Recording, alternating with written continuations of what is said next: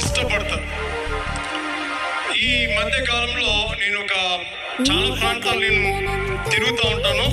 ముఖ్యంగా తమిళనాడు, కర్ణాటక, ఎక్కువగా ఈ ఆంధ్ర రాష్ట్రాలు అనేక సంఘాలకు మీటింగ్ వెళ్తున్నప్పుడు మధ్యలో మహాదేవ్పూర్కి వెళ్ళి ఒక సహోదరి సాక్ష్యం చెప్పింది.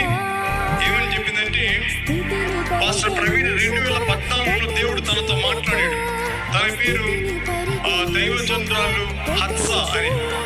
దేవుడు తనతో మాట్లాడాడంట. పాస్టర్ ప్రవీణ్ గారు ఆయన 50 days ఫాస్టింగ్ క్లోజ్ చేశాడు. నెక్స్ట్ డే నుండి నువ్వు ఫాస్టింగ్ చేయి, తనను నువ్వు మాదిరికరంగా తీసుకో. ప్రపంచం కొరకై అలాగే దేశం కొరకు తాను చేస్తున్న ప్రార్థన భారాన్ని నువ్వు కంటిన్యూ చేయమని దేవుడు చెప్పాడు.